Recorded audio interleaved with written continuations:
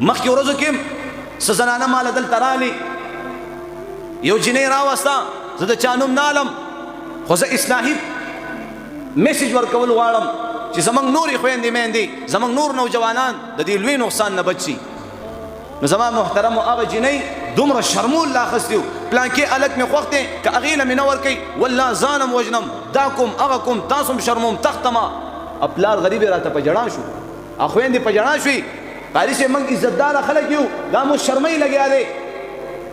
او هلک چېرته د بلې علاقې نه او د بل کلي نه راغلی دی، چېرته په جنج کې او په واده کې چېرته یو نظر سره زما عزتمندو هغه ما مخې ته کېنوله، حالانکې د دنیا مولیانو د دنیا خلکو له یې بوتلې وه، خو چا ورته ویلي دلته یو 11,000 لینډ دی، هغې له یې ورولئ. انشاءالله ورته لږ نصیحت وکړي که چېرته الله یې پر راس باندې راولي.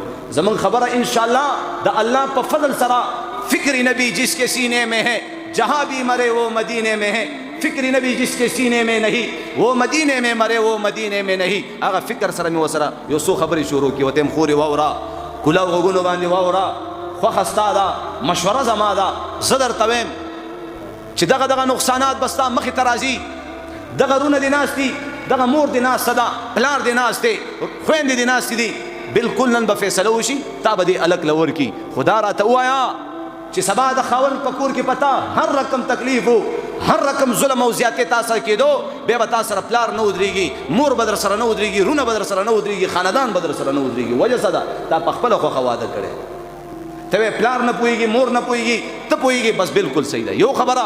دویمه خبره، دا زنانه د زړونو نه ډېرې صفا وي، ډېرې زر دوکه کېږي، دا د کسې پختۍ نه پیدا دي، دا ناقص العقل دي. د دې دپاره د خور دپاره الله رور پیدا کړی دی، د لور دپاره الله پلار پیدا کړی دی، د یو بچي دپاره الله پلار پیدا کړی. دا به دوی سره مشوره کوي، داسې حکم کو نه کم، دې کې به زما خیر یو که شر وی، نو مشوره وشورا بینهم. الله قرآن کې فرمایي تاسو خپلو کې مشوره کوئ، یو کار تاسو کوئ هغې مشوره. نو ما ورته ویلې خورې تا خو د زړه نه لګي صفا مینه د دې هلک سره کې، خو د هغه هلک نه ته خبره نه چې هغه تا سره په زړه کې څنګه دی، تا سره د زړه نه مینه کوي او که نه د ژبې په سر لګیا دی، دې نه ته خبره وایي نه. ته مخکې ورځو کې یو جنۍ د یو خپل محبوب دپاره پلار پرېښوستو، رونې پرېښوستو، قام قبیله کور هر څه پرېښوستو، وتښتېده کراچۍ ته لاړه.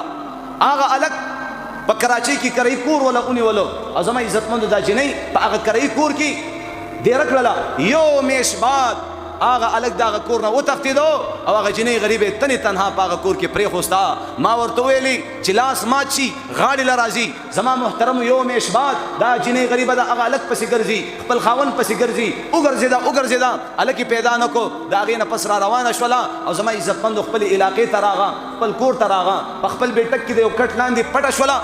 یو رور پې خبر شو، بل رور پې خبر شو. زما محترمو بیا خو پښتانه هم پښتانه وي، بیا خو غیرت هم غیرت دی چې زما استاد لور خور یو میاشت زما استاد کور نه بهر تیر کی بغیر اجازت تللی وي، ما او تا به د هغې انجام څه جوړو. زما محترمو یو څو ورځې پس خبر راغی هغه جنۍ د یو پیلر پسې تړلې وه او دومره وایستله چې د جان پهچان نه یې ویستلې وه. د ځان دشمنه مه جوړېږه. قسمت تقدیر وی په تقدیر چې د سلیک وي بل به نشي، کومه شپه چې د په ګور وي کور به نشي. ستا په تقدیر چې الله څه لیکلي دی به تا ته ضرور میلاوي. تادي مه کوه، هرس مه کوه. د هغه جنۍ د سترګو نه اوښکې روانې وي. ما ته وایي مولانا صاحب تا خو زما سترګې کولاوي کړي، زه به نن نه پس د خپل رونو مخې ته به نه راځم، د خپل پلار مخې ته به نه راځم. څنګه زما رونو مشوره، څنګه زما رونو زما مور و پلار فیصله وکړه، ما ته هغه فیصله قبوله ده.